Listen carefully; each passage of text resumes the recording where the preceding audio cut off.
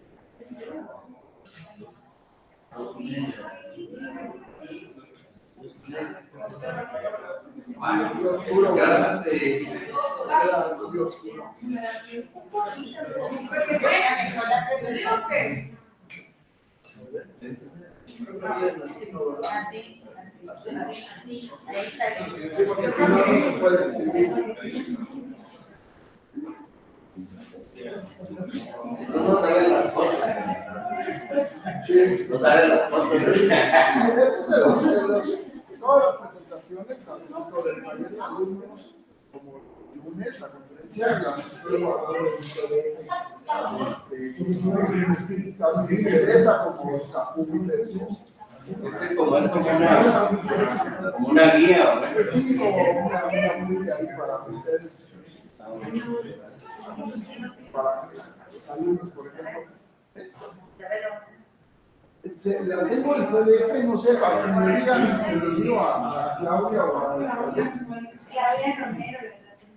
Claudia, digamos, de hecho ya le pasé una PDF de alumnos,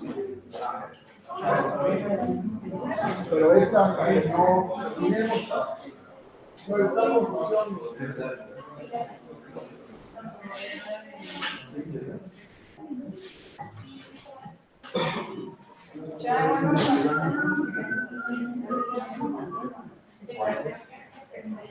¿Quién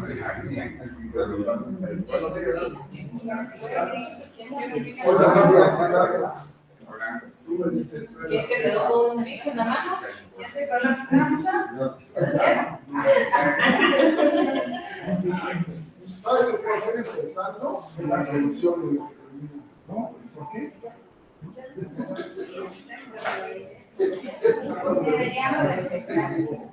Sí, la producción así como para ir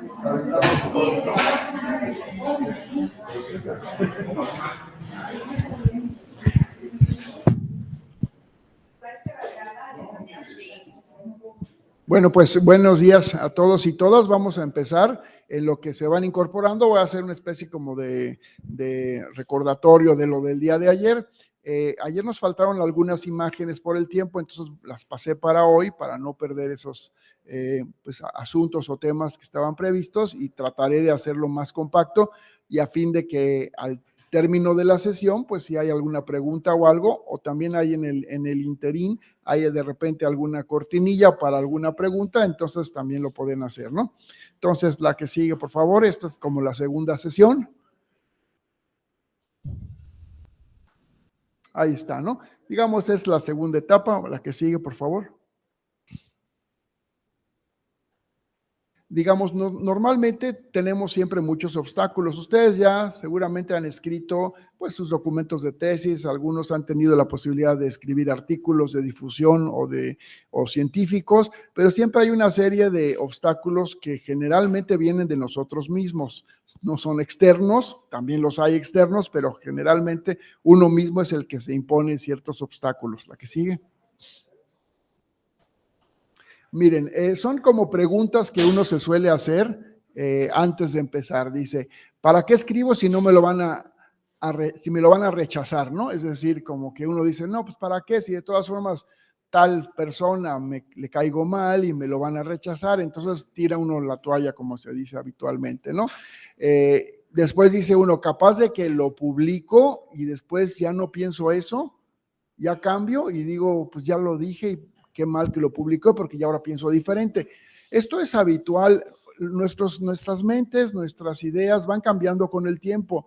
Yo les aseguro que ustedes no piensan exactamente lo mismo de su profesión, lo que piensan hoy que lo pensaron hace 5 o hace 10 años. Vamos cambiando de convicciones, nuestras empatías se van modificando, nuestros intereses también. Hay temas que uno en algún momento dado escribió y después ya lo suelta uno y está en otro tema y aquello ya quedó como un interés puntual. Entonces no importa si cambian de parecer, si está bien escrito y refleja su mentalidad en ese momento, pues incluso forma parte del proceso histórico de intelectual de cada uno de ustedes, ¿no?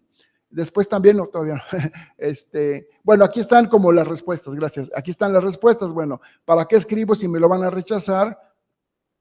Te estás digamos, tú mismo ya castigando, diciendo que no, porque ¿qué tal si te lo hubieran publicado y simplemente dijiste que no desde antes, ¿no? O si dejas plasmado tu proceso intelectual, no pasa nada, es parte de un proceso, ¿no? La tercera pregunta dice, no voy a poder con la hoja blanco. Todo nos cuesta una hoja en blanco al inicio, no sabemos por dónde, escribimos, borramos, escribimos, lo hacemos a mano o en computadora, pero esto es normal. Yo lo que siempre recomiendo es, bueno, cada quien tiene sus procesos. Pueden hacer esquemas, ¿no? Estructuras en cuadros sinópticos, en mapas mentales, cada quien tiene su forma de sintetizar los conceptos. Hagan diagramas y después empieza por la zona que mejor dominas ese tema, ¿no? Si lo que dominas es el caso de estudio porque estás súper empapado, empiézale por ahí. Si lo que dominas es la parte metodológica, le dedicaste mucho, empieza por ahí. Si sabes muy clara la hipótesis, empieza por plantearla y perfeccionarla. No empieces siempre por la introducción. Lo peor que puedes hacer en un artículo es empezar por la introducción y por el abstract. Porque el abstract es el que se escribe al final cuando ya sabes hasta dónde llegaste y entonces escribes el abstract. El abstract es como si dijeras, voy a contar la síntesis de la película si todavía no la he visto.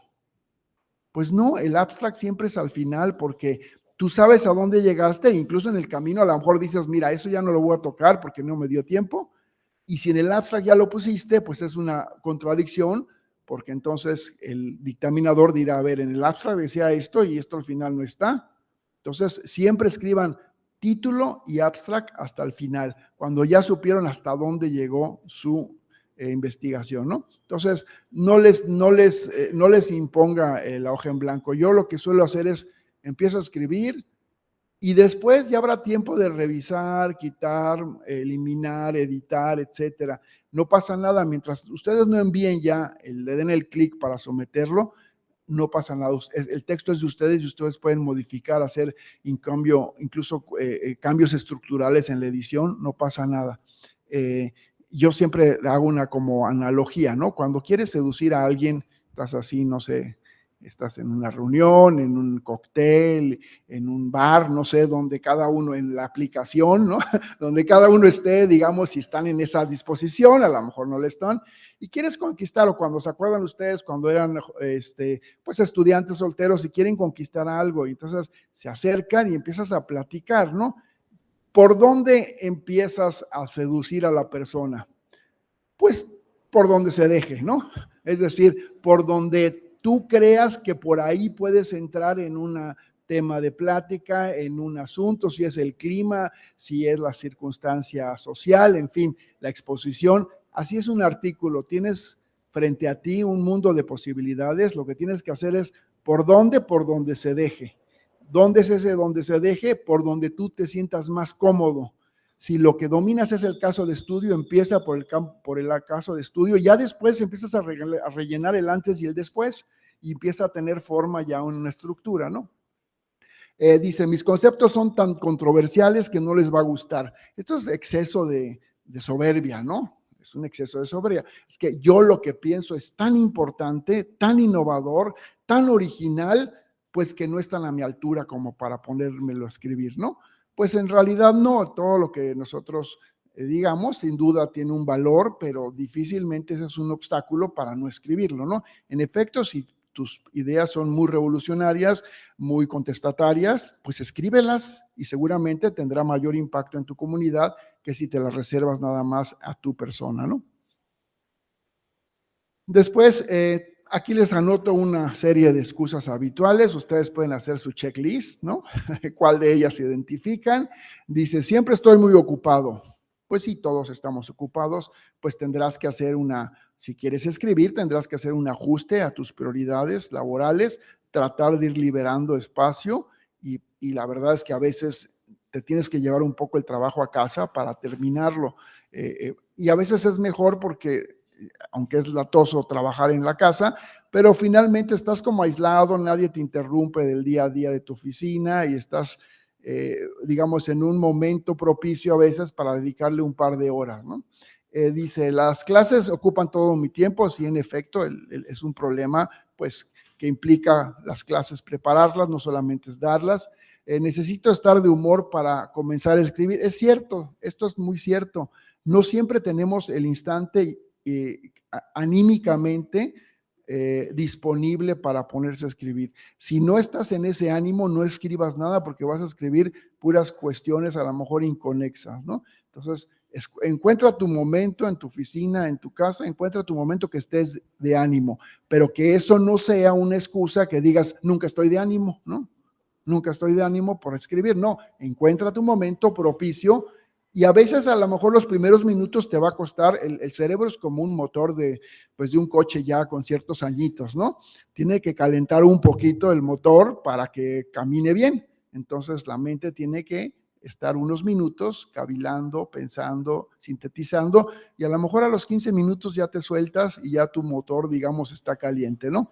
Necesito remodelar mi estudio para ponerme ya a escribir. Bueno, pues nunca vamos a acabar porque siempre hay algo que hacer en la casa, remodelar tu lugar. Sí tienes que tener un cierto orden, no explícito, a veces el orden es implícito, ¿no? Tú sabes dónde están tus cosas, pero sí que dispongas de las fuentes que necesitas. Si las fuentes están en la oficina, pues aquí los trabajas. Si los libros están en tu casa, pues ahí los trabajas cerca, ¿no? Dice, tengo que leer un libro más antes de ponerme a escribir. Nunca terminaríamos. Siempre hay un libro previo que nos podría servir. Entonces uno tiene que hacer un corte y decir, hasta ahora es lo que tengo, estas fuentes. Si en el camino encuentro algo, bueno, ya habrá tiempo de incorporarlo, pero no puedes decir, voy a seguir leyendo, porque se te puede pasar la vida leyendo y si tu objetivo es escribir, nunca lo vas a hacer, ¿no? No tengo nada interesante que escribir. Bueno, puede ser que en ese momento no tengas nada interesante, a lo mejor lo pospones al siguiente semestre, es válido, pero si le dispones a hacerlo, entonces verás que irás encontrando elementos interesantes que a lo mejor de primer lugar parecía que no lo era, ¿no? Escribo tan lento que cuando termine ya va a estar caduco. Bueno, en realidad, pues por mucho que escribas lento en tu proceso, pues te tardará 6 meses, tampoco en 6 meses va a cambiar tanto el mundo como para decir ya está caduco, ¿no? Lo que sí puede pasar es que si te tardas mucho, es que alguien que está en tu mismo ámbito intelectual publicara algo parecido, ¿no? Por eso, pues es conveniente que seas como muy celosos de tus ideas y hasta que las plasmes y se publiquen, pues puedas compartirlo con los colegas, ¿no? Mi problema es que me distraigo fácilmente en la red, pues sí, en efecto, eso es parte de una disciplina que debemos de atender, que no estemos pues ahí tonteando en la computadora, ya le abriste el YouTube y el Netflix y ya es decir, necesita uno a veces esos distractores. Yo, por ejemplo, a veces cuando escribo, y estoy en mi casa, que es cuando escribo, a veces hago la comida, ¿no? Entonces, estoy ahí y después de 2 horas, como que mi mente ya está cansada y me pongo y caliento el agua del arroz, pongo el arroz, que se remoje y me voy a escribir, ¿no? Y después al ratito otra vez lo escurro y me voy a escribir. Y así, claro, me tardo 5 horas en hacer algo muy sencillo, ¿no? Pero esas cosas mecánicas, físicas, te liberan, son cosas que son mecánicas, que no implican un esfuerzo intelectual y eso a mí me ayuda. Ustedes tienen que encontrar qué cosas les permite ir haciendo un break para que la mente pues se cansa como cualquier músculo en el gimnasio, pues se cansa después de cierto tiempo de estar sometidos, ¿no? ¿La que sigue? Y bueno, aquí están las respuestas, por así decirlo, ¿no? Tenemos pues planificar tu tiempo, asigna un tiempo por semana. Ustedes dicen, por ejemplo, tengo 5 horas semanales para dedicarle a este artículo. Ok, 5 horas, pero 5 horas religiosamente, ¿no? Y entonces dices, bueno, si el lunes no destiné nada, pues a lo mejor el martes me toca doble. Y si no, de lunes a viernes no hice las 5 horas, pues entonces sábado, domingo haces tus 5 horas. Asígnense horas y eso les obligará a, digamos, cumplir con una disciplina que finalmente terminará en un artículo, ¿no? Lo que decíamos, identifica cuáles son tus momentos idóneos, busca un lugar que te sea factible y cómodo para trabajar. Si ves algo en el camino, pues ya lo irás incorporando. Si leíste algo nuevo, pues lo incorporarás, pero eso no debe ser excusa para empezar a escribir, ¿no? Si algo dices tú, bueno, es que esto no es interesante, bueno, a lo mejor hay un nuevo enfoque, a lo mejor es un tema que ya se ha hablado mucho, pero nunca, ahorita lo veremos en las estructuras, nunca se había dicho con un enfoque distinto, ¿no? A lo mejor ya todos han hablado sobre el medio ambiente, la crisis climática y la sostenibilidad. Bueno, busca un nuevo enfoque y eso te permitirá abrir un campo que no estaba. ¿Qué pasa si vinculamos los estudios de género y el cambio climático? Mira, se había hablado mucho del cambio climático, pero no desde este enfoque. A lo mejor ahí encuentras una beta. O desde la discapacidad motriz y el cambio climático. Pues a lo mejor nadie ha explorado ese camino. Entonces, aunque parezca que ya se ha escrito mucho, generalmente hay un nuevo enfoque que permitiría empezar por ahí, ¿no? En fin, escribe, si realmente escribes tan lento, pues a lo mejor el objetivo no es hacer un artículo, sino es hacer un libro. Y entonces un libro a lo mejor, pues sí, te tardarás 2, 3 años, pero saldrá un texto distinto, ¿no? En fin, la que sigue. Y bueno, algunos mitos que uno mismo se pone en la mente, ¿no? Cree uno que solamente se publican los textos altamente científicos. La verdad es que, como les decía yo ayer, si ustedes encuentran una posible solución a un problema, ya ahí está el texto científico. Si no hay solución, si ustedes no proponen una solución, entonces no se consuma el texto científico, ¿no? Pero si encuentran una posible solución y la ponen, con eso es suficiente, no necesitan ser el premio Nobel para que les publiquen el artículo, ¿no? Solo se publican los artículos de las ciencias exactas. Bueno, las revistas de las ciencias exactas publican textos enfocados a esa estructura, pero ustedes publicarán, si es así, textos en humanidades. Algunos tienen un enfoque más tecnológico y también es válido, pero no por eso hay que hacer menos nuestra producción del conocimiento, ¿no? Tampoco se publican ideas muy interesantes, ¿no? Realmente la innovación en ideas no es tan, ya mucho se ha dicho, entonces tampoco es que vayas a descubrir una nueva idea que nadie ha dicho, pero a lo mejor el enfoque que tú tienes, ese sí que nadie lo ha abordado, ¿no? Y solo se publican los artículos con ideas originales y nunca desdicha, pues realmente también es un mito, ¿no? La que sigue. Y bueno, pues aquí una imagen, ¿no? De decir, bueno, pues no seas tu propio enemigo, ¿no? El enemigo está en casa, ¿no? Y está en ti mismo.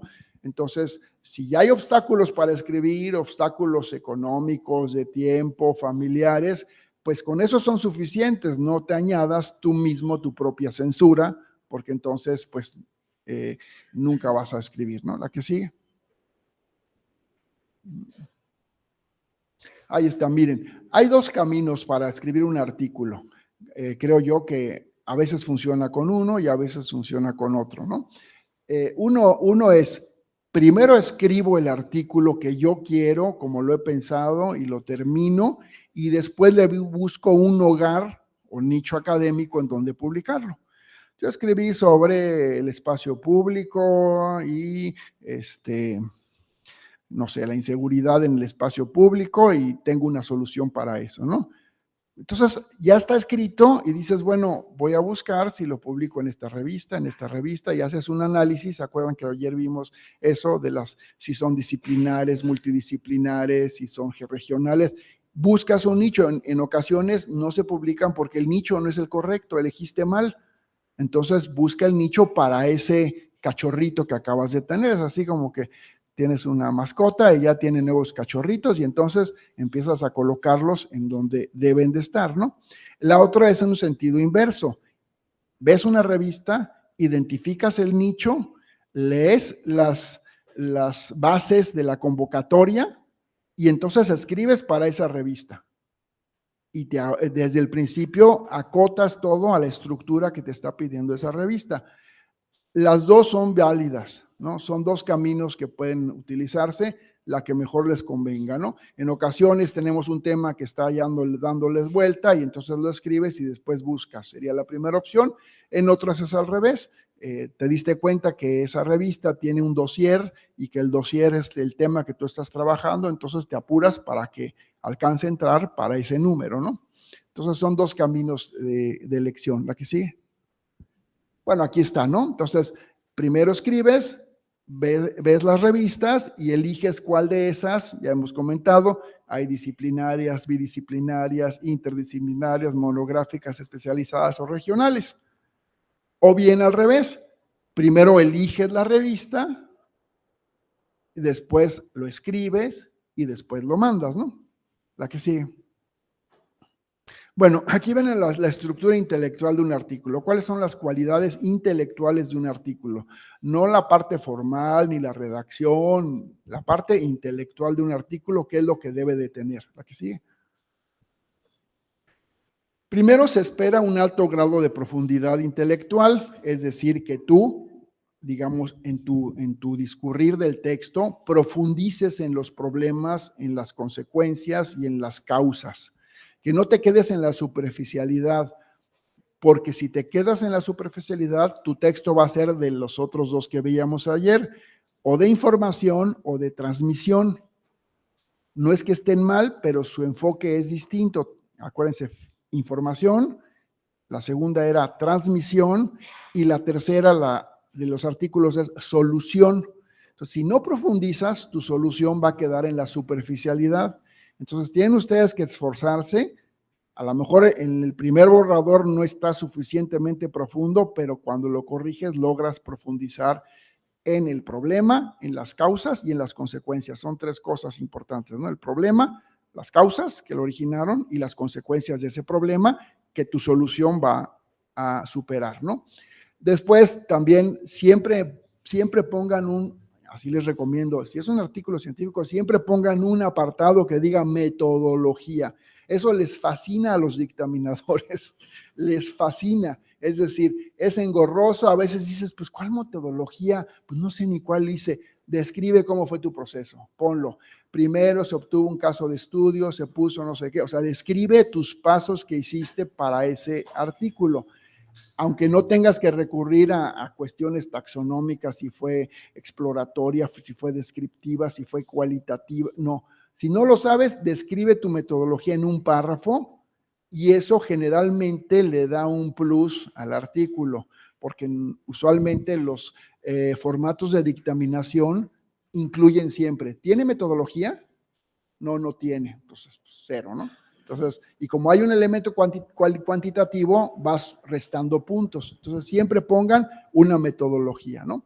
Y desde luego el aparato crítico. El aparato crítico es fundamental porque no partimos de cero. Existe ya un estado de la cuestión, es decir, ya muchos han dicho de lo tuyo, de tu tema, muchas cosas.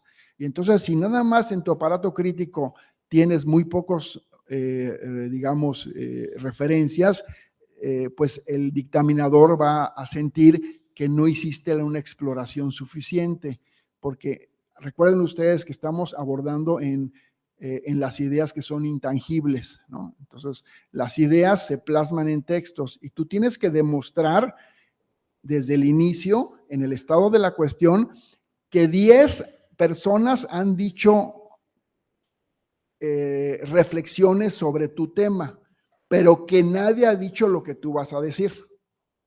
Por eso es el estado de la cuestión. El estado de la cuestión es la preparación mental para que lo que tú piensas decir tenga una validez.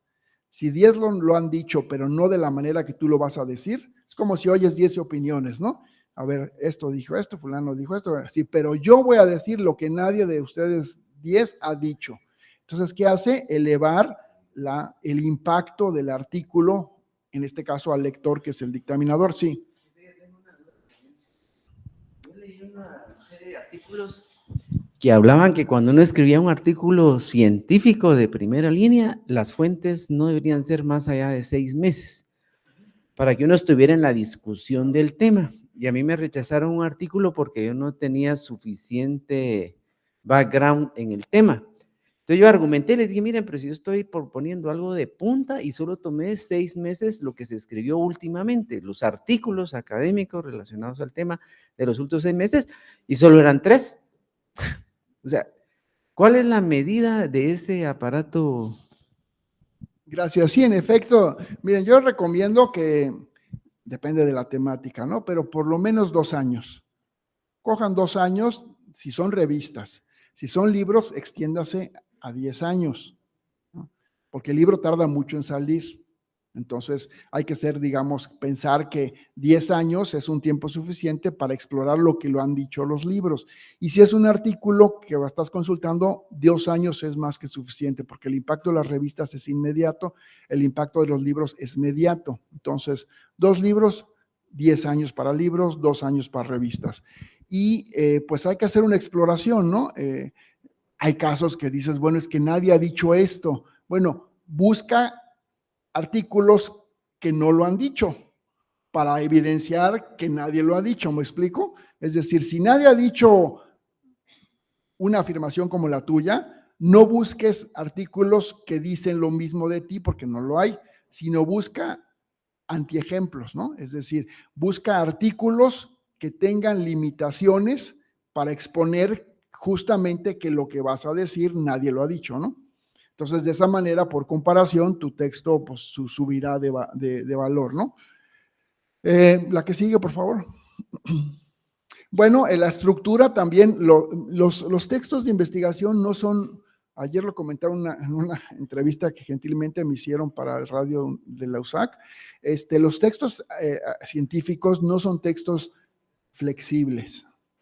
Si ustedes lo que buscan es el discurrir literario, de exponer y de escribir, váyanse a textos de no ficción o busquen textos académicos como el ensayo, que es mucho más libre y mucho menos rígido. Los textos de científicos son rígidos y con eso es con lo que tienes que jugar, no hay de otra, ¿no? Tienen que tener, ahí se ve, resumen, que lo haces al final, problemática, estos son los elementos indispensables, ¿no? Problemática, si tú no eres capaz de identificar una problemática, pues va a ser muy difícil que propongas una solución. Si no sabes cuál es la problemática, insisto, es como un terapeuta, ¿no? Si el terapeuta no descubre cuál es el problema de una familia o de una pareja, pues va a ser muy difícil que vislumbre una posibilidad de solución.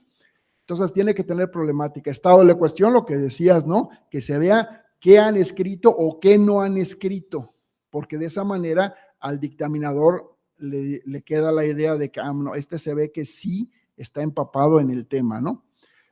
Metodología, les digo, puede ser un párrafo muy sencillo, pero pónganla separada, no la pongan pegada al desarrollo. Pónganle a separada porque esto, insisto, les encanta a los dictaminadores. Asumen que es como metodológicamente, científicamente lo correcto, ¿no? El desarrollo, pues es propiamente el grueso del artículo, que puede tener subcapítulos, puede haberlos o puede no, pero este es como el 60% será el desarrollo, ¿no? La discusión, que no es otra cosa, no es que discutas con alguien, puedes discutir con tus interlocutores de las bibliografías, pero más bien es como tú mismo discutir los hallazgos que estás encontrando, ¿no? Exponer las consecuencias, exponer las causas, valorar la posibilidad de una solución o no de tal o cual problema y finalmente las conclusiones, ya hablaremos un poco de ello, pero las conclusiones no es repetir lo que acabas de escribir hace 20 hojas. Las conclusiones no es una síntesis de tu artículo, para eso se resume. Las conclusiones siempre deben ser afirmaciones nuevas dentro de tu texto, nuevas.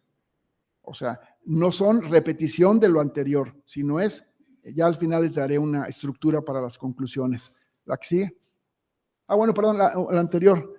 Miren, me faltaba esto, ¿no? Utiliza un lenguaje lo que llamamos una jerga. Si vas a escribir para urbanistas, pues tienes que utilizar la jerga profesional de los urbanistas. Si vas a escribir cuestiones de género, pues tienes que saber la jerga del género, de los que escriben estudios de género. ¿Por qué? Porque ese es el contexto comunicativo, es hacia dónde te vas a dirigir en tus futuros lectores, ¿no? Identifica el problema, insisto, si no hay un problema, una de dos, o no lo has encontrado, o no siempre hay un problema, ¿no? Es como la pareja que veíamos ayer, ¿no? Llega al terapeuta y dice, pues es que no tenemos problemas, somos una familia feliz, somos extremadamente dichosos. Dice el terapeuta, pues ¿para qué vienen, no? Pues vengan cuando tengan problemas, ¿no? Si no, ¿para qué les voy a cobrar, no? A veces hay problemas, pero no hemos sido capaces de identificarlo. El problema lo tienes que identificar en 2 renglones para ti mismo. El problema del espacio público inseguro es 2 puntos, este y este, ese es el problema. Si no eres capaz de identificar el problema, pues va a ser muy difícil proponer una solución, ¿no? Las puedes comprobar empíricamente las soluciones o las puedes comprobar de manera argumentativa, ¿no? No todo se demuestra en un laboratorio, sino a través del argumento tú puedes demostrar una posible solución. Y después distinguir, esto es muy importante, los medios con los fines. Esto hablaremos ya después cuando mencionemos el caso de estudio. ¿La que sigue? ¿Preguntas hasta aquí, más o menos? ¿Vamos? Bueno, si no, pues seguimos y ahí guarden sus preguntas. ¿La que sigue? Me estoy yendo rápido porque sé que el tiempo es implacable. Sí, adelante. Sí, muchas gracias. Precisamente en el contexto de las tesis de arquitectura, las investigaciones de arquitectura, fíjate que hay como 3 separados diferentes y quedamos por sentados los asesores de lo que estamos hablando, pero en el texto no se dice. Por ejemplo, el método y la metodología. Cuando apuntamos sobre la parte toral del proceso de investigación, que es el método, se habla de metodología de investigación, pero no está circunscrito el estudiante todavía en el método. Segundo, es una tesis de arquitectura que concluye o propone, bueno, como todo arquitecto ya sabes, ¿verdad? Una gráfica, un plano, un alzado, pues, con todo lo que es la arquitectura. Y se hace referencia a una línea de tiempo en la arquitectura. Claro, como referente, perfecto, pero debería estar enmarcado dentro de la delimitación temporal y debería estar enmarcado dentro de un método de diseño de la arquitectura, porque hay más de uno. Entonces, no es una pregunta, es una observación y una solicitud. La observación ya la hice. Y la solicitud es para que tú puedas ampliarnos sobre esos 3 aspectos que contienen nuestros documentos. Gracias. Gracias. Digamos que un curso de metodología pues implicaría mucho tiempo, ¿no? Lo que sí es que los alumnos pues no dominan la metodología, ¿no? Entonces uno como guía tiene uno que proporcionarles bibliografía, que se vayan a ver tesis anteriores para que intuitivamente hagan un método. Ahora, si el profesor no tiene muy claro los métodos, pues también hay que, digamos, empaparnos con las metodologías cualitativas, cuantitativas, etcétera, porque si no, pues el alumno no va a poder seguir, ¿no? Ahora, en el caso de los temas, de las tesis que se gradúan los alumnos por tesis mediante un proyecto arquitectónico, esa es la demostración. Es decir, la demostración en nuestro diseño arquitectónico no se demuestra haciendo el edificio, es la demostración allá, eso es en el campo profesional. Nuestra demostración es en el plano que está el alumno diseñando, esa es la demostración. Tiene su hipótesis, que también no siempre la logran identificar, pero demuéstralo en este plano que tú eres capaz de solucionar estas hipótesis de habitabilidad, ¿no? Y lo tiene que demostrar en el plano, ¿no? Esa es la demostración. No es una demostración empírica como hacen los físicos o los biólogos, no es una demostración en la vida profesional, porque difícilmente nuestros alumnos pues van a hacer un edificio real con recursos propios donde demuestren que están. Entonces todo es, digamos, especulativo en un plano, ¿no?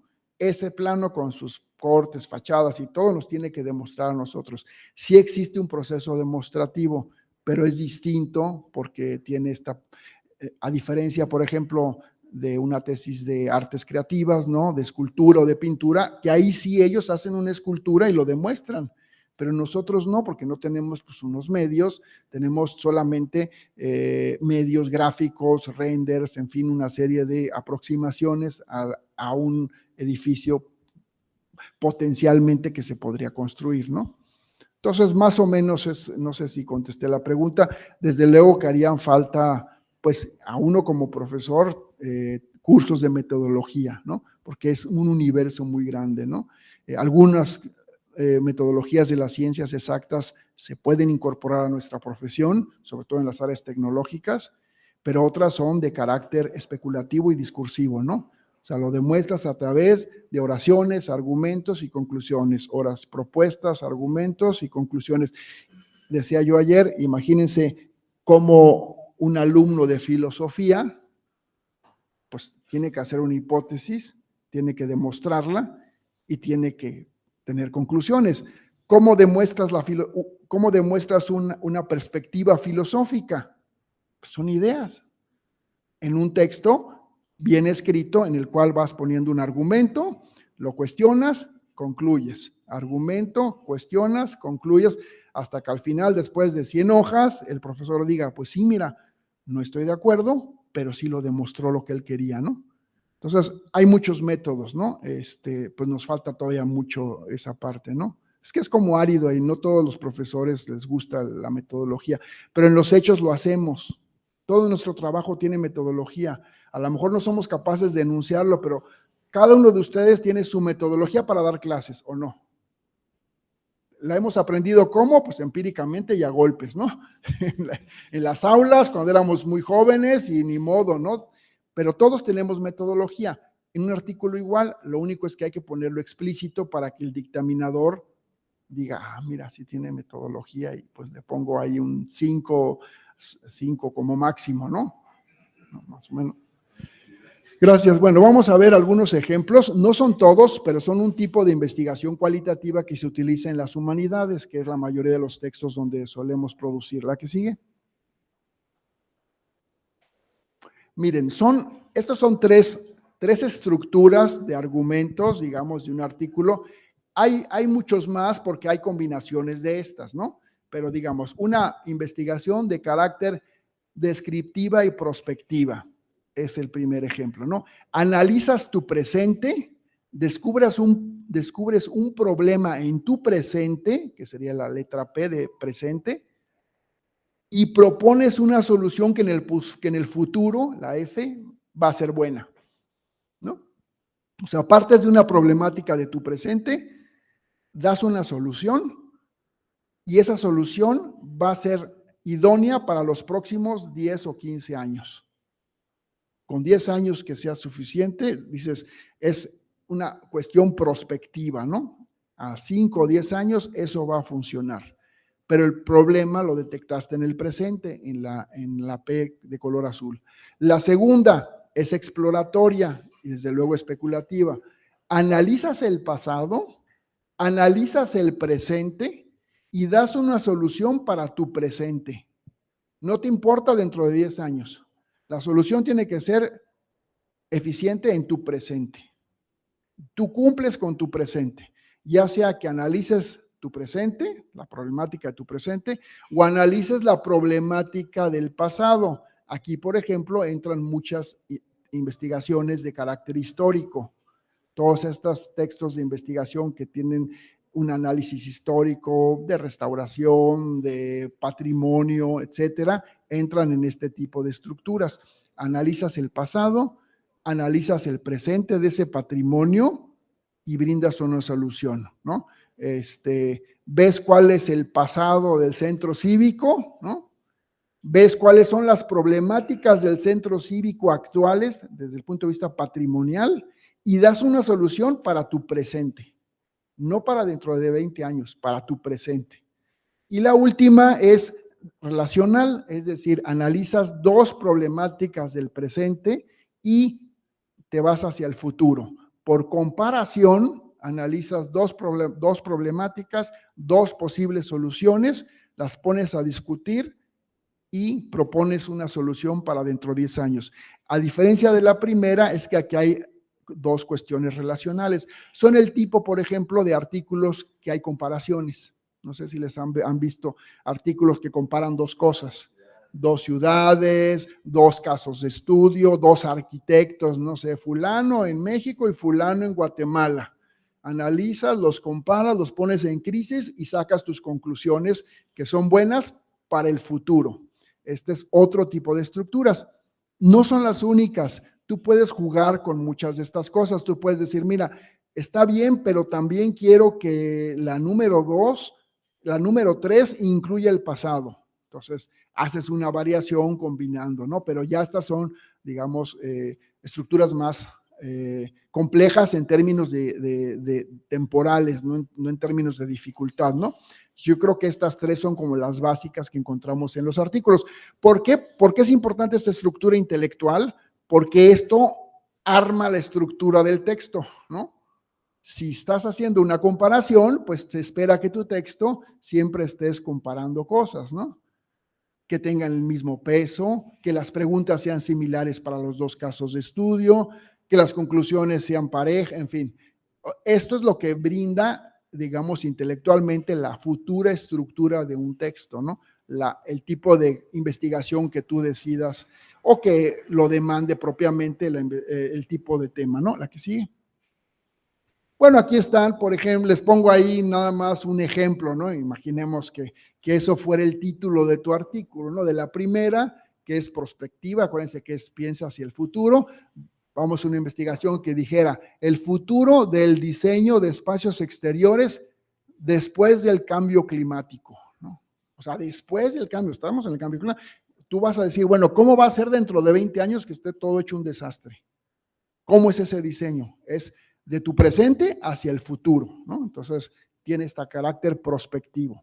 La segunda, que se llamara Transformaciones en el espacio público del antiguo Guatemala entre 2000 y 2025. Te vas a un 25 años de pasado y lo vas a analizar. ¿Por qué? Porque hay algo que puede servirte en tu presente. Acuérdense que la historia, el objetivo de la historia no es el pasado mismo, el objetivo de la historia es tu presente. Buscas en la historia, pero para entender tu presente, no para entender el pasado, sino para entender tu presente, ¿no?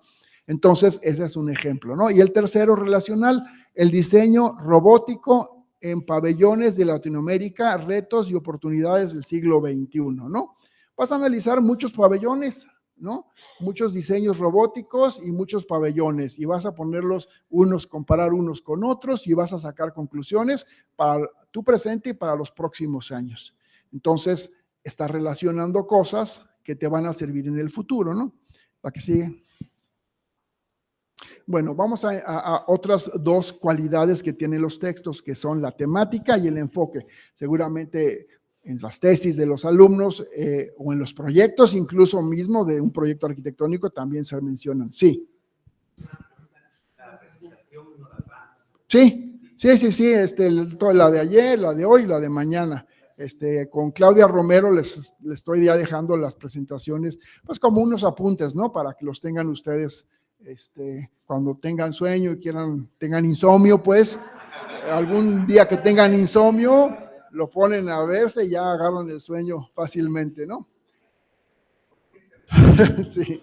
Temática y enfoque, que son dos asuntos distintos, ¿no? La que sigue, ahora lo verán. Miren, todas las investigaciones son, así quiero decirlo tajantemente, todas las investigaciones son autobiográficas. ¿Por qué? Porque siempre tomas temas que te interesan, siempre tomas temas que te son afines, que sientes empatía o no tienes empatía y quieres criticarlo, pero siempre tienen que ver con uno. Yo, por ejemplo, me he preguntado, ¿por qué escribo sobre arquitectura religiosa? Y llevo muchos años haciéndolo, los que me conocen lo saben. Yo digo, yo creo que tengo un problema de fe. De verdad, yo creo que tengo un problema de fe. Por alguna razón, individualmente no he logrado todavía, digamos, enfocar esa parte, esa búsqueda espiritual que tengo. Es algo biográfico, que a mí me pasa y a otros colegas no les pasa. Y entonces digo, a lo mejor por eso es que me gusta la arquitectura religiosa, porque me siento atraído a la expresión arquitectónica que fomenta espacios para la espiritualidad, ¿no? Y entonces pues voy y a lo mejor digo, a lo mejor y una de esas me cae ahí la llama, la chispa de la fe en una de las tantas posibilidades religiosas, ¿no? Siempre hay algo biográfico. Lo vemos mucho con los alumnos cuando entran a la maestría sobre todo, ¿no? Ve uno los proyectos, entonces dices, el proyecto es mi proyecto, profesor, en la maestría quiero que sea un nuevo método de diseño para los espacios para las mamás lactantes, ¿no? Está bien, me parece estupendo, pero si tuviéramos la posibilidad de analizar la vida de la persona, verías que en algún momento se enfrentó con una problemática de diseño que hace que busque una solución. Entonces, no está mal que los temas surjan de nuestra individualidad, porque somos así. Es como te enfrentas a los problemas y a las posibles soluciones. Y entonces, después el otro chavo te dice, mira, es que quiero un método de diseño para hacer escuelas eficientes, porque el mobiliario de los alumnos no permite, etcétera, ¿no? ¿Y en qué trabajas? En el área del departamento de construcción de escuelas, del departamento, pues sí, ¿no? Está bien, forma parte de nuestra biografía. Lo importante es que ese tema realmente te permite enfocarte en algo que merece una solución, ¿no? Entonces, siempre surgen de mi especialidad, siempre hay áreas que, digamos, domino parcialmente o no domino y por ahí me voy a meter. Hay esto que se llaman las epifanías, esto es un término religioso, ¿no? La epifanía es digamos, el signo, exactamente, el signo donde aparece una manifestación divina, ¿no? En el caso de la religión, en este caso, una idea que en ese momento estás por entrar al cine y estás con las palomitas y en ese momento te cae la epifanía, ya sé la solución de mi artículo, ¿no? No es que sea algo divino en el caso del intelecto, ¿no? Sino tu mente como disco duro sigue trabajando, ¿no? Sigue trabajando, el relojito ahí sigue y de repente te arroja la idea en el momento menos esperado. Entonces, eso es una epifanía intelectual, ¿no? Sirve para más actividades presentes, pues evidentemente si ustedes publican, les servirá no solamente para ser expertos en ese tema, sino pues para consolidar su vida docente. Puede ser atractivo la temática, ustedes dicen, bueno, esta temática yo creo que tiene un público que le interesaría, ¿no? Saber qué pasa con los espacios públicos contemporáneos, inseguros en las ciudades latinoamericanas, que compartimos un sustrato de problemáticas, ¿no? Políticas, ideológicas, sociales, etcétera, ¿no? Entonces, siempre hay un público especializado, por eso les digo que es importante escoger la revista, porque si ustedes escogen la revista, saben que ahí está el público que está esperando ese tipo de desarrollos temáticos. Y bueno, también ustedes encuentran un tema del que poco se ha escrito, ¿no? Dicen, esto merece que sea, nadie ha escrito de esta manera. Entonces, yo voy a planteármelo como tema de investigación. Entonces, estos son los temas posibles que ustedes irán encontrando. La que sigue. Bueno, aquí es un poco la contestación a cada uno de ellos, ¿no? Si tú dominas un área de especialidad, pues profundiza en ella. Si tú no dominas, pues explora para que domines ese tema. Si tuviste una epifanía, pues descubre qué pasa con esa epifanía. Si te va a servir para unas actividades, no sé, si estás en el área de metodología, ¿no? Escribes sobre metodología, seguramente te va a servir para tu futuro docente inmediato, ¿no? Busca que tus textos seduzcan al nicho académico que va a llegar, ¿no? Y por último, si realmente nadie ha escrito nada sobre ese tema, seguramente tu texto con ese tema ilustrará a muchos sobre posibles caminos, ¿no? ¿La que sí? Bueno, son lo mismo, ¿no? Creo que son varias así, enfocando la que sí. Bueno, ahora vamos a ver el enfoque. Miren, hay 4 posibles enfoques. 3 de ellos son buenos en términos metodológicos y uno que no deben seguir. El enfoque es, digamos, el juego entre dos, no son variables, pero entre dos posibilidades del artículo, ¿no? Uno son las evidencias y otras son las perspectivas. Son como dos palabras con las que hay que jugar, ¿no? Y cuando juegas con 2 palabras, en este caso evidencia y perspectiva, cuando juegas con estas dos variables, te permite 4 posibilidades, ¿o no? Es decir, matemáticamente, ¿no? Una tabla es, digamos, si A y B, puede ser A no B, no A con A, no B con no B, no A, ¿no? O sea, hay 4, en la matriz solamente hay 4 posibilidades de combinaciones de estas dos variables. Entonces, es muy fácil distinguir cuál no funciona, ¿no? 3 funcionan, una no funciona. La primera, evidencia nueva con perspectiva preexistente. Es decir, hay algo que ya se hizo, ya hay un pasado de algo, pero tú vas a, en tu enfoque, tú vas a brindar una evidencia nueva de eso que ya existe, ¿no? Está bien, porque nadie había tenido esta mancuerna de esos dos temas. Por ejemplo, dice, el diseño mecatrónico desde la geometría euclidiana. Es un ejemplo, ¿no? Tu título de tu artículo, bueno, el enfoque es el diseño mecatrónico desde la geometría euclidiana. La geometría euclidiana es la preexistencia. ¿Cuántos años lleva la geometría euclidiana? 25 siglos, ¿no? Ya, o sea, ya no puedes escribir de geometría euclidiana solito porque ya se ha escrito 25 siglos sobre de ella, ¿no? Esa es la perspectiva preexistente. Pero tú encuentras una evidencia nueva y entonces esa evidencia nueva pone en crisis lo preexistente. Ese es tu enfoque. Sobre lo que ya está, tú encontraste una nueva evidencia que pone en crisis al sistema. Y entonces ese va a ser tu enfoque. Y ese enfoque debe estar en todo tu artículo, ¿eh? En todo tu artículo se deben de ver esta mancuerna, lo preexistente y la evidencia nueva, ¿no? La que sigue.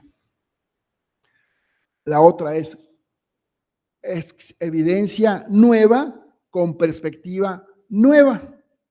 Es decir, la perspectiva es novedosa, pero también la evidencia es novedosa. Pongo un ejemplo para aclararlo más, que mi investigación, el tema fuera, el enfoque, el diseño mecatrónico desde las teorías de género, ¿no? La mecatrónica, pues es una evidencia nueva y la perspectiva de las teorías de género también es relativamente nuevo. Entonces, ¿qué pasa si yo junto evidencia nueva con perspectiva nueva? No sé qué me vaya a dar.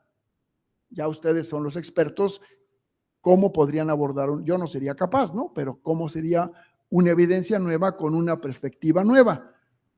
Lo nuevo de teorías de género y lo nuevo que brinde la mecatrónica. Entonces es nuevo con nuevo, el anterior era nuevo con antiguo, ¿no? La que sigue. Evidencia preexistente, perspectiva novedosa.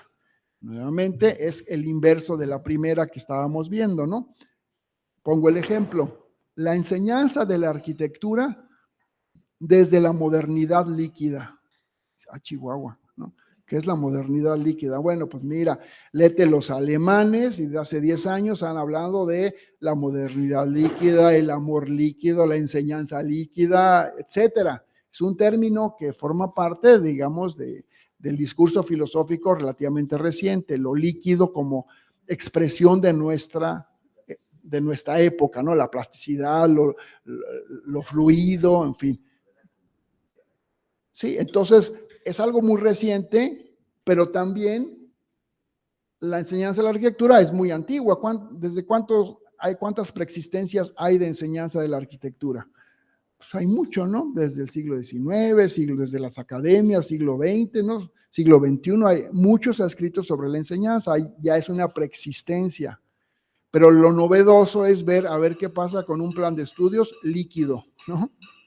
Imagínate, hacer el diseño de un plan de estudios, pero desde la liquidez de nuestro momento histórico, ¿no? Ay, bueno, pues tienes que empaparte de lo que se entiende por lo líquido para los filósofos, para que desde esa nueva perspectiva te enfoques a lo que ya se ha dicho mucho, que es la enseñanza de la arquitectura, ¿no? Entonces, jugarás con estas dos, digamos, combinaciones, ¿no? La que sigue. La cuarta, esta no tiene ni caso que te vayas por esta combinación porque no va a arrojar nada nuevo, ¿no? Preexistencia existente con perspectiva existente, ¿no? Pues no va a dar nada porque vas a partir de evidencia que ya se dijo muchos años, con perspectivas que ya se dijeron muchos años lo mismo, ¿no? ¿Cuál va a ser el resultado? Pues hay que flojera, ¿no? O sea, ya me eché 20 hojas y dice lo mismo que todos dicen, desde las mismas teorías, con los mismos resultados, ¿no? La enseñanza de la arquitectura y el modulor de Le Corbusier. Pues seguramente es interesante, pero pues seguramente ya se ha dicho mucho. La perspectiva del modulor, pues algo preexistente, y la enseñanza, pues también ya es preexistente, lo que se ha dicho, dices, bueno, pues a lo mejor es un artículo de transmisión de conocimiento o de divulgación, nada más, pero si no brindas algo nuevo en esta mancuerna, tu texto está destinado al fracaso en términos de innovación, ¿no? La que sí. Bueno, el problema de investigación también es otro gran meollo. Hemos dicho varias veces que si no hay un problema, no podrá haber una solución. Si no somos capaces de generar un problema, pues no va a haber, de identificarlo, no va a haber una solución posible, ¿no? La que sigue. Miren, entonces ya tenemos varias cosas que se han hablado, ¿no? Ya tenemos el enfoque, ya elegimos cuál es la temática, ya tienes esas decisiones preliminares antes de escribir, ahora tienes que identificar el problema, ¿no? ¿Cuándo hay un problema? Cuando las consecuencias son evidentes y son negativas, ¿no? Ese es un problema. Cuando las consecuencias de algo están siendo adversas para alguien, ahí hay un problema. Si el problema es muy pequeño, pues el impacto será menor. Si es un problema mayúsculo, pues el impacto de tu solución será mayor, ¿no? Entonces ustedes tienen que convertirse como en investigadores, como en Sherlock Holmes, que tienen que estar buscando problemas, ¿no? Imagínense esas vecinas o esos vecinos en una vecindad que están buscando los problemas de los vecinos, ¿no? Mira, mi hijo, esta ya está embarazada, oye, mira, este ya la dejó, esta no sé qué, estos no se hablan, estos ya se pelean, así tienen que estar así. Tienen que ser problemólogos para buscar los problemas donde sí los haya, porque no siempre hay un problema. A veces no hay problemas. Si tú me dices, es que este espacio, esta aula tiene un problema. Ah, pues ¿cuál es el problema? No, pues mira, tiene buena acústica, tiene buen tamaño, buen mobiliario, buena iluminación. ¿Cuál es el problema? No, pues seguro tiene un problema. No me dan la llave para, bueno, eso no es un problema del aula, no es un problema de diseño, es un problema administrativo, ¿no? Entonces, tienen ustedes que ser capaces de descubrir cuál es el problema para poder brindar una solución. Si me dices el problema son los... Exacto, son problemas, y hay problemas solubles, y hay problemas que no son solubles. Eso también, ahorita que menciones, a veces los alumnos te llegan con problemas de investigación que no son posible solucionarlos ni en el aula, ni en el proyecto, ni en todo el país, ¿no? Entonces, es que quiero plantear un tipo de vivienda social para que se construyan 10 millones de viviendas en Guatemala.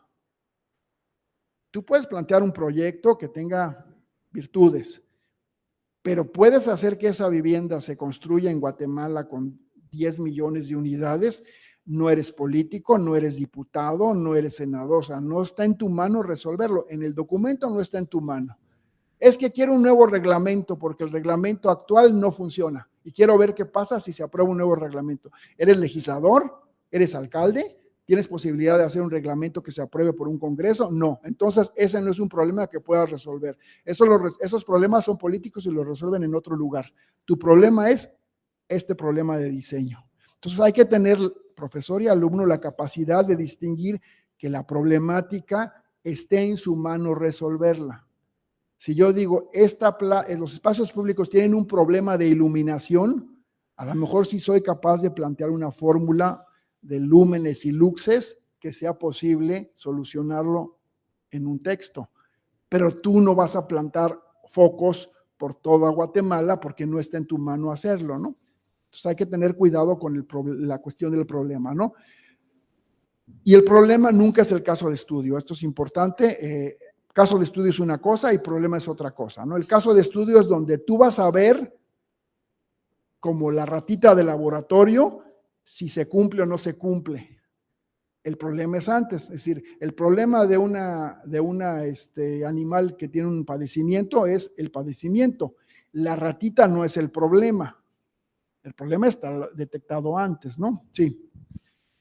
Cuando nosotros en investigación,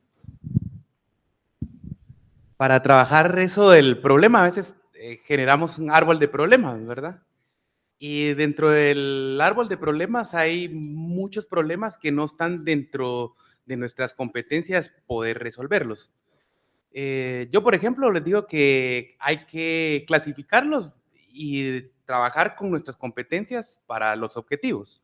Pero los que no pueden quedarse ahí como para recomendaciones, porque siempre son importantes, aunque no podamos resolverlos. ¿Sí? Gracias, muy buena observación. Ustedes cuando escriban un artículo, a lo mejor encontrarán una lista de 5 problemas. Dicen, estos 5 son los problemas que yo estoy encontrando. Estos 2 no los puedo resolver, me quedo con 3. Estos 3 los voy a mencionar en el artículo, pero solamente voy a dar solución al problema 1. El siguiente en el siguiente artículo y el tercero en el siguiente artículo. O sea, no tienes que abordarlo todo en un solo artículo, pero sí es importante que los menciones, porque dices, hay 3 problemas, dos no los puedo solucionar, los eliminas, y de los 3 problemas que está en mi mano desarrollar, y lo expones de manera explícita, en este artículo se abordará únicamente la problemática tal, dado que los otros problemas, no sé qué, etcétera, ¿no? Entonces sí hay que hacer una jerarquización de los problemas, ¿no? Porque no puedes brindar solución a muchos problemas. En un artículo es como una lupa, ¿no? Se prefiere la profundidad en un solo tema y no es abarcativo, sino es al contrario, es como punitivo, es decir, es como atacar eso nada más, ¿no? Sí, es correcto. La que sí. Bueno, entonces identificas el problema. Segundo, ve las causas. Esto es importantísimo. Las causas, los problemas siempre tienen causas y por ahí está la solución. Hay un problema. ¿Cuáles son las causas? Es como el terapeuta que dice, bueno, ¿por qué duermen en recámaras separadas ustedes dos, no? Hay causas, ¿no? Es que ronca mucho. Bueno, es una causa válida. No es que su mamá duerme en la misma cama que nosotros. Bueno, es una causa también. Pues sí, bueno, pues a ver, en fin, busquen las causas para ver si está en su mano resolverlos. A veces habrá problemas y bueno, pues no, la mamá es la dueña de la casa y quiere dormir con nosotros, pues me cambio de recámara, ¿no? No está en tu mano resolverlo, ¿no? Especula sobre las consecuencias negativas, es decir, qué pasa, ese es el problema y cuáles son las consecuencias negativas de ese problema. Entonces acuérdense, es causas y consecuencias, o sea, el antes y el después, ¿no? ¿Cuáles son las causas y cuáles son los efectos de esas causas? Que obviamente tienen que ser negativas, porque si son positivas no hay nada que resolver. Tienen que ser negativas, ¿no? Después 4, ¿por qué sería relevante para tu área ofrecer soluciones? Obviamente, si es un problema que está en tu mano resolver, tu área te lo agradecerá. Si el problema es muy pequeño y no vale la pena, pues el dictaminador diría, bueno, pues mucho esfuerzo, pero pues para proponer una solución que ya es obvia, pues no tiene caso hacer el artículo, ¿no? La que sigue. Hazte una serie de preguntas, ¿no? Primero, ¿existe una solución en tu mano dentro de tu tema, dentro de tu tesis? ¿Existe una solución para ese problema? Si está en tu mano resolverlo en tu texto, pues vale la pena. Si no está en tu mano, estos temas políticos, de acción política, de gobernanza, que no está en tu mano resolver, pues no tiene caso que hagas un artículo, porque no está en tu mano resolver ese problema, ¿no? Se necesita una solución, pues tú te encargarás de demostrar que sí es necesario tener una solución a ese problema, ¿no?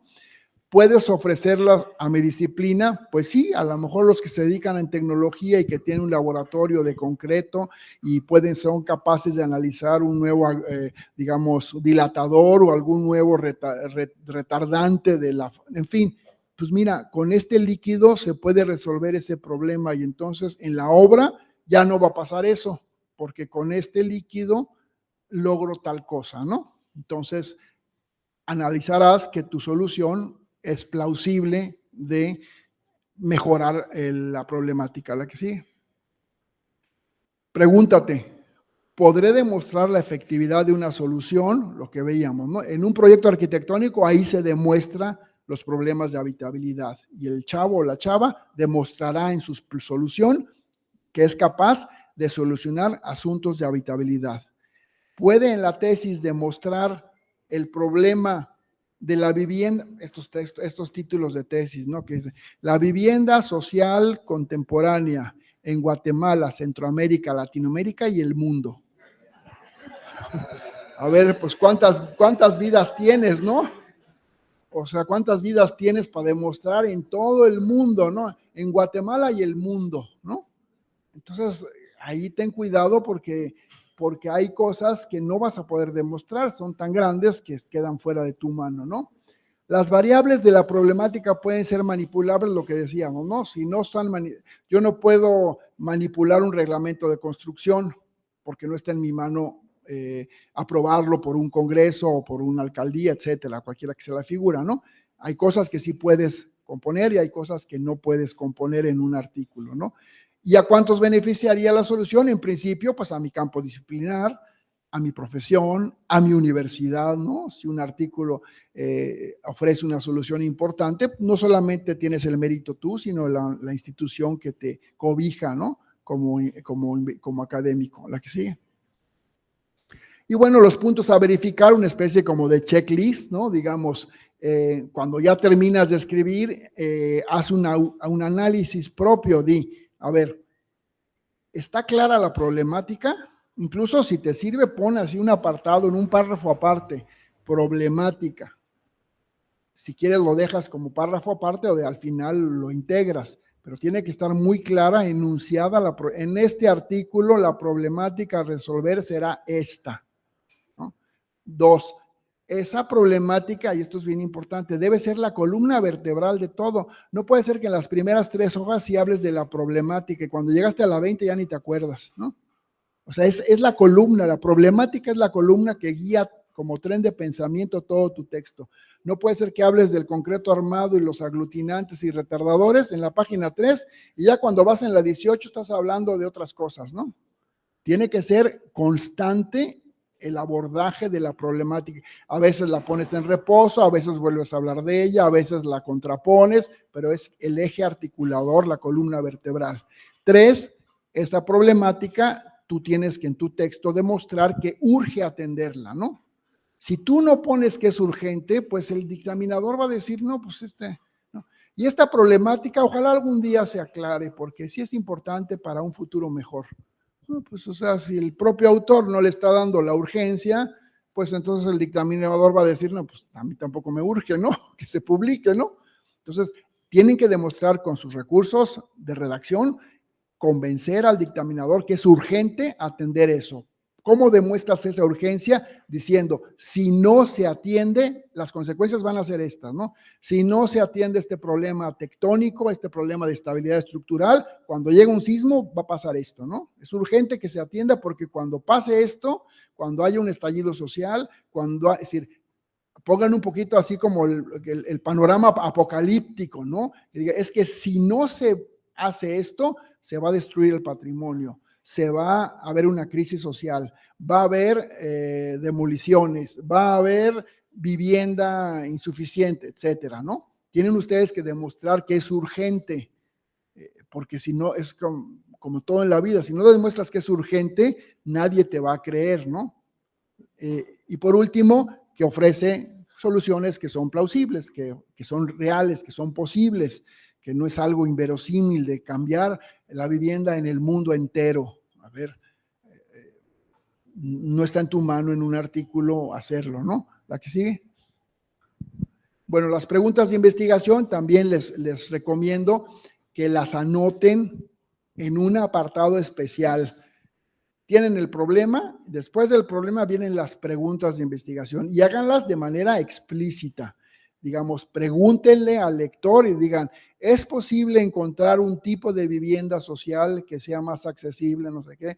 ¿Es posible un concreto armado que tenga aglutinantes, no sé qué? ¿Es posible generar un método de diseño que te permita en menor tiempo, no sé qué? O sea, muestra cuáles son tus preguntas. Son preguntas que, claro, preguntas que tú de manera, digamos, premeditada, sabes que vas a contestar. O sea, no vas a poner preguntas que tu artículo no va a contestar porque te estás dando el harakiri, ¿no?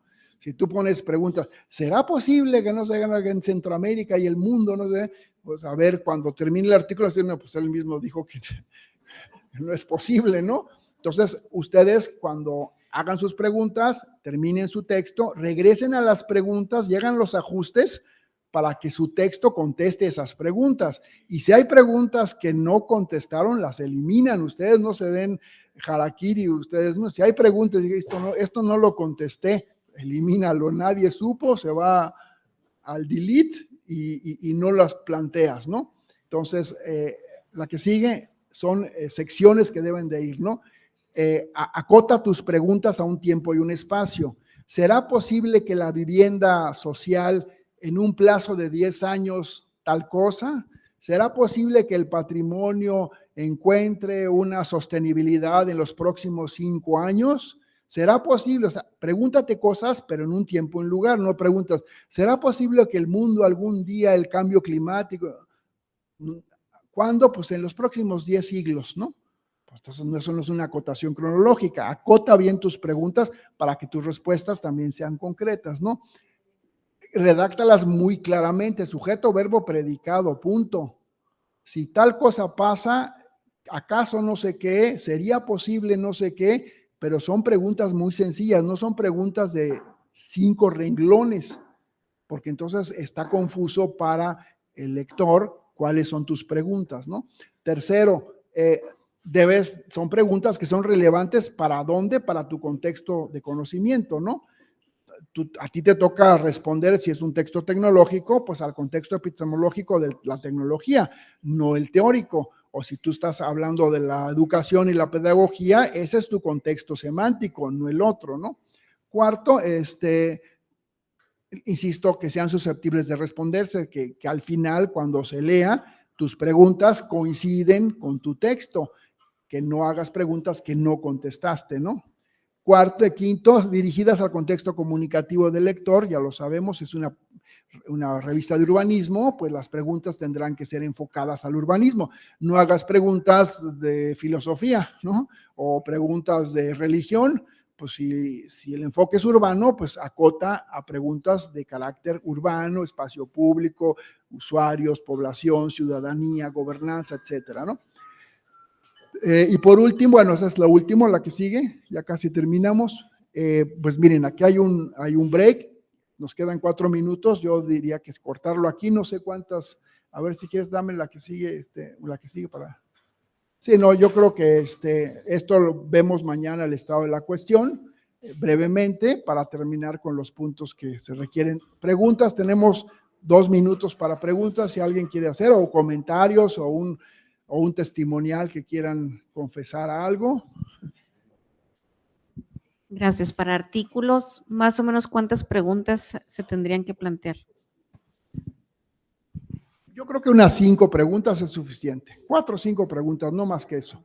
Porque también si pones 20 preguntas es excesivo y tu artículo no lo va a poder responder, ¿no? Unas 4 o 5 preguntas es más que suficiente, ¿no? Insisto, sean preguntas que pueden responder en su artículo. También revísenla al final y quiten las que no contestaron, porque pues ustedes mismos van a evidenciar una posible, no solamente una debilidad, sino a lo mejor el artículo se fue por un camino que al final simplemente no la contestaste porque preferiste contestar otras cosas, no es que sea una debilidad, ¿no? Perdón, el tema de urgencia. Muchas cosas como no llaman la atención, como no son atractivas para nadie, no van a tener ese carácter de urgencia, pero eso no quiere decir que no sea un buen tema para escribir. Bueno, primero habría que ver si realmente es urgente, ¿no? Tú mismo hacer una autocrítica si es urgente. Vamos a suponer que sí es urgente, que tú estás convencido que es urgente, pero que la mayor parte de la gente no lo ve así. En tu texto debe tener la habilidad de demostrar esa urgencia. ¿Cómo lo haría yo? Exponiendo las consecuencias. Expon así crudamente las consecuencias de ese problema. Hay tantos egresados que están sin trabajo, los sueldos de los egresados son muy bajos. Vamos a suponer que fuera un tema de carácter educativo, ¿no? De habilidades profesionales, ¿no? En fin, tú... No es el contrario, o sea, cuando yo mismo estoy consciente de que no es urgente, pero es importante. Ya. Ahí lo que convendría hacer es seguir redondeando el tema, ¿no? Puede ser que no haya un problema. A lo mejor es una circunstancia que te hace ruido y que la vas a solucionar en el camino y que no amerita de momento escribir sobre ella, también es válido, ¿no? O casi siempre intuitivamente nosotros lo que nos hace ruido es porque ahí hay un problema. Entonces uno tiene que madurar. No sé, si tienes 3 temas posibles, a lo mejor empiezas por estos 2 y ese lo sigues madurando, sigues leyendo y cuando ya tengas el convencimiento para identificar un problema que sí es urgente, entonces escribes sobre él. Pero no siempre todo es urgente, ¿no? Es como, pues no sé, cuando te dicen, oye, vas al súper, ahí sí, me urge por favor una lata de no sé qué, porque mira, estoy aquí en la meneada y ya necesito la crema. Eso es urgente y córrele porque ya se me está quemando esto. Sí, pero hay cosas, no es urgente, mira, necesito unas pasitas, si ves unas pasitas para dentro de 3 días quiero hacer un pastel, si las ves, las encuentras y si no, no. Es una cuestión de maduración. No siempre todo es urgente, ¿no? Sí. ¿Se puede iniciar a escribir el artículo en el proceso de investigación o hasta tener la solución?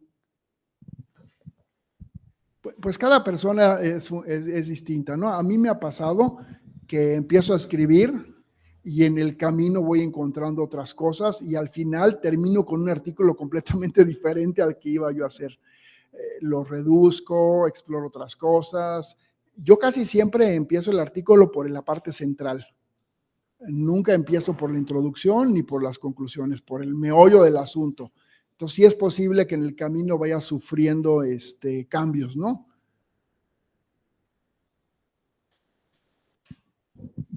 Gracias. Yo he utilizado la investigación-acción. ¿Cómo es la recepción de esta metodología en los artículos científicos? Pues digamos que lo importante es generar un impacto, ¿no? En artículos científicos se mide por impacto, ¿no? Entonces, si tu problema y tu acción van a tener un impacto fuerte, tu artículo va a ser recibido bien, de la temática que sea, ¿no? Ustedes saben que los artículos tienen un impacto inmediato, a diferencia de los libros, que su impacto es inmediato.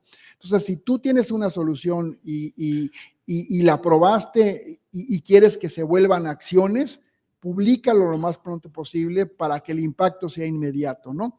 Y escoge bien el nicho, porque eso también es otra cuestión. A veces elegimos mal el nicho. Y era un muy buen artículo que daba una solución con un impacto y una acción muy buena, pero la publicaste en una revista pues que no era de tu disciplina, pues una curiosidad, ¿no? A lo mejor, ay, te lo aceptaron, pero pues, ay, mira qué curioso que escribió sobre eso y no va a tener el impacto, y el impacto significa que va a ser leído por cientos o miles de personas, ¿no? El impacto, esto quienes se dedican a las revistas lo saben, se mide cuantitativamente, ¿no? Hay revistas que tienen tanto de impacto y otras tienen menos impacto. ¿Son leídas o no son leídas, no? Entonces, escoge bien tus lugares donde publicar para que tenga el impacto que tú esperas que tenga, ¿no? Bueno, pues gracias por su atención. Mañana pues iríamos la última de las sesiones, ¿no? Gracias. Gracias.